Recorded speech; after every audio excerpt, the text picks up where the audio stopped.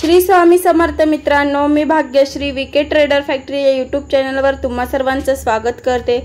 आज आपण अशा काही 3 शेअर्स बद्दल जाणून घेणार आहोत जे येणाऱ्या वेळेत आपल्याला चांगले रिटर्न्स, चांगला प्रॉफिट देणार आहेत। तर हा व्हिडिओ शेवटपर्यंत नक्की बघा। चॅनलवर नवीन असाल तर सबस्क्राइब करा, बेल आयकॉनला क्लिक करा जेणेकरून येणाऱ्या वेळेत तुम्हाला आमच्या नवनवीन व्हिडिओंचे नोटिफिकेशन्स मिळत राहतील।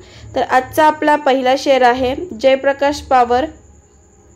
तर ह्या कंपनीचा आजचा शेअर प्राइस तुम्ही इथे बघत आहात जे की 19 रुपयाचा आहे। 19 रुपयाचा ह्या शेअरला जर आपण बघितलं तर ह्याचं 1 मंथचा चार्ट पॅटर्न एनालिसिस करत आहोत आपण। आणि चार्ट पॅटर्नला एनालिसिस करताना आपल्याला कळेल की 18% रिटर्न्स कंपनीने गेल्या एका महिन्याभरामध्ये दिलेले आहेत। 6 महिन्याच्या चार्ट पॅटर्नला एनालिसिस केलं चार्ट पॅटर्नला तर 95% रिटर्न्स कंपनीने दिलेले आहेत। आणि 1 इयरच्या चार्ट पॅटर्नला एनालिसिस केल्यावर हे कळतं की 224%। ओव्हरऑल कंपनी 1 वर्षापासून खूप चांगल्या पद्धतीचे रिटर्न्स आपल्याला देत आहे।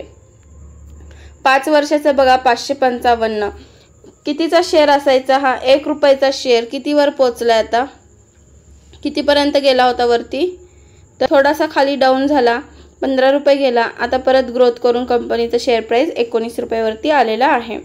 कंपनीचं मार्केट कॅप बघितलं तर 13,000 कोटीची कंपनी आहे। 52 वीक्स लो बघा 5 रुपये, तर 52 वीक्स हाय 24 रुपये इतका आहे।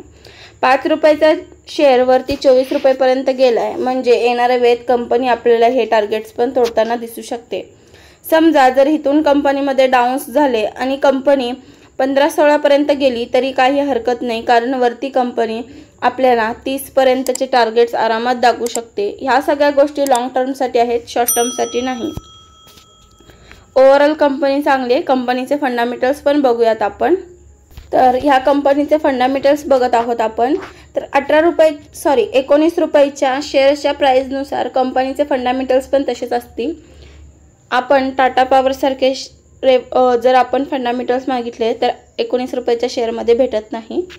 तर आपण ह्या कंपनीला ह्याच्या शेअर प्राइसच्या अकॉर्डिंग ह्याचे फंडामेंटल एनालिसिस करूयात।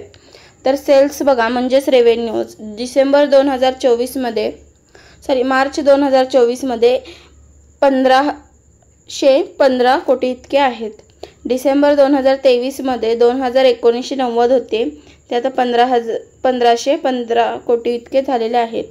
आणि सप्टेंबर 2023 मध्ये बघितलं तर 1350 कोटी इतके होते।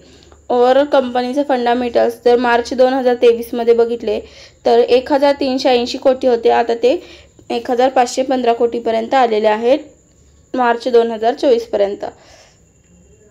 जर कंपनीचं आपण इथे ऑपरेटिंग मार्जिन बघितलं तर चांगलं आहे, 48% ऑपरेटिंग मार्जिन आहे कंपनीचं, जे की मार्च 2023 मध्ये 16% होतं, ते आता 48% झालेलं आहे। कंपनीचं नेट प्रॉफिट बघा कधी काळी कंपनीचं आपण जर बघितलं मार्च 2023 मध्ये 44%नी मायनसमध्ये होतं, नेगेटिव्हमध्ये होतं, ते आता पॉझिटिव्हमध्ये 589 कोटी इतकं झालेलं आहे। हे पण खूप चांगली गोष्ट आहे। आणि जर कंपनीचे आपण इथं रिझर्व्स बघितले तर कंपनीवरती रिझर्व्स 4614 कोटीचा आहे, जे की आधी कमी होतं आता जास्त झालेले आहेत रिझर्व्सचं पण। आणि जर कर्ज बघितलं आपण तर 4246 कोटी आहे, जे की कधी काळी 32 कोटी इतकं होतं, 32,000 कोटी इतकं होतं, ते आता 4246 कोटी इतकं झालेलं आहे। फंडामेंटल्स चांगले आहेत। आता FIs आणि DIsची होल्डिंग बघूयात आपण इथं किती आहे। तर प्रमोटर्सची होल्डिंग इथं 24% आहे आणि FIsची होल्डिंग जर बघितली तर 6% आहे, जे की पहिला 4.65% होती, ती आता 6.6% इतकी झालेली आहे। पण इथे DIsनी त्यांचा माल विकलेला आहे। होल्डिंग इथं 22.15% इतकी होती, जे की आता 18.46% झाली आहे। तर FIs आणि DIs होल्डिंग कमी पण करतात, जास्त पण करतात। पब्लिक्सची होल्डिंग इथं खूप जास्त बघायला भेटते आपल्याला, जे की 51.47% आहे। तर ह्यात तिघांनी पण होल्डिंग इथं चांगली आहे, FIs, DIs, प्रोमोटर्स। तर ओव्हरऑल कंपनीचे फंडामेंटल्स शेअर प्राइसच्या अकॉर्डिंगली खूप चांगले आहे, स्ट्रॉंग आहे आणि कंपनीमध्ये एक पोटेन्शियल आहे जे की आपल्याला येणाऱ्या वेळेत कंपनी चांगले रिटर्न्स आणि चांगले प्रॉफिट देऊ शकते। ह्या कंपनीवरती तुम्ही फोकस करू शकता। येणाऱ्या लॉंग टर्ममध्ये आपल्याला ही कंपनी खूप चांगल्या पद्धतीचे रिटर्न्स देताना आपण बघू शकतो। नेक्स्ट कंपनी आहे आपली, तर नेक्स्ट कंपनी आहे अशोक लीलँड्स लिमिटेड। तर ह्या कंपनीचा आजचा शेअर प्राइस इथे तुम्ही बघू शकता 186 रुपये इतका आहे। गेल्या 6 महिन्याच्या अकॉर्डिंगली बघा 10% रिटर्न्स आहेत। गेल्या वर्षभराच्या अकॉर्डिंगली बघा 29% आणि 5 वर्षाच्या अकॉर्डिंगली 107%। तर ओव्हरऑल कंपनी तर आपल्याला भरपूर अपडाऊन्स करत ग्रोथ करताना दिसलेली आहे। मार्केट कॅप बघा कंपनीचं 54,000 कोटी इतका आहे। 52 वीक्स लो हे 140 इतका आहे, तर 52 वीक्स हाय हे 191 इतकं आहे। ओव्हरऑल कंपनी चांगली आहे, कंपनीवरती आपण फोकस करू शकतो। याआधी खूप वेळा आपण ह्या कंपनीचे फंडामेंटल ॲनालिसिस केले आहेत। कंपनी चांगली आहे, कंपनीमध्ये पोटेन्शियल आहे। येणाऱ्या वेळेत ही कंपनी पण आपल्याला खूप चांगल्या पद्धतीचे टार्गेट दाखवू शकते। लॉंग टर्ममध्ये आपण ह्या कंपनीमध्ये इन्व्हेस्टमेंट करू शकतो। नेक्स्ट कंपनी आहे आपली, तर नेक्स्ट कंपनी आहे धामपूर शुगर मिल्स। तर ह्या कंपनीचा आजचा शेअर प्राइस इथं आपण बघू शकतो 238 रुपये इतका आहे। गेल्या 6 महिन्यामध्ये जर बघितलं आपण तर 11% कंपनीचे शेअर प्राइस डाऊन झालेले आहेत। 1 मंथ चार्ट पॅटर्नला ॲनालिसिस केलं तर 8% रिटर्न्स आहेत। पण जर आपण 1 वर्षाचं बघितलं तर 1% ग्रोथ कमी आहे, डाऊनमध्ये 1%। 5 वर्षाचं बघितलं तर 5% ग्रोथ। तर इथे कंपनी आपल्याला खूप काळापासून ग्रोथ करताना दिसलेली नाही आहे, जास्त ह्या कंपनीमध्ये अजून म्हणावी तितकी ग्रोथ झाली नाही, म्हणून ह्या कंपनीला आपण चांगल्या पद्धतीने फोकस करू शकतो ह्या कंपनीवरती।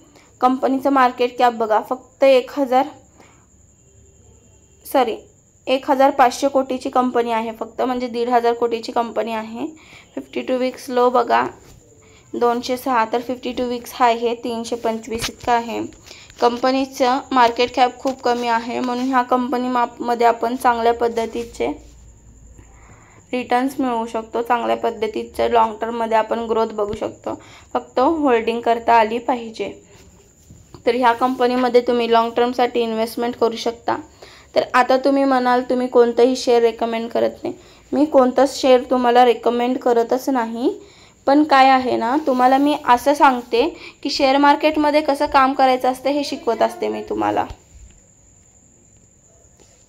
तर तुम्ही चांगल्या पद्धतीने शेअर मार्केटमध्ये काम करायला लागलात तर ही पण एक चांगली पद्धतीची अचीवमेंट असेल। तुम्ही चांगल्या पद्धतीने फंडामेंटल ॲनालिसिस करायला शिका, चांगल्या पद्धतीने कुठलं शेअर प्राइस कोणतं शेअरच्या अकॉर्डिंगली योग्य आहे ते बघा, शेअर प्राइसनुसार कंपनीचे फंडामेंटल स्ट्रॉंग आहेत का नाही ते बघा। जर कंपनीचे फंडामेंटल स्ट्रॉंग असतील तर कंपनीमध्ये इंटरनल प्रॉब्लेम्स काय नाही आहेत का ते बघा।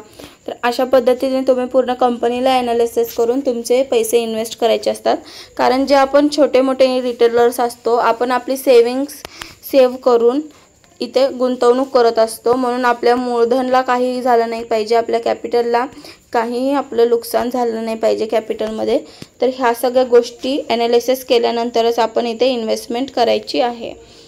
ओव्हरऑल शेअर मार्केटमध्ये काम करताना आपल्याला ह्या गोष्टीचं पण ध्यान ठेवायचं आहे की आपण आपले कॉलपुट इंट्राडेमध्ये आपण आपले पैसे वेस्ट घालवायचे नाही आहेत। लॉंग टर्ममध्ये चांगल्या पद्धतीने चांगल्या कंपन्यांचे शेअरमध्ये इन्व्हेस्टमेंट करून चांगल्या पद्धतीने पैसा मिळवायचा आहे, पैसा प्रॉफिट कमवायचा आहे। ओव्हरऑल ह्या कंपनीचे फंडामेंटल्स पण चांगले आहेत, कंपनीमध्ये पोटेन्शियल आहे।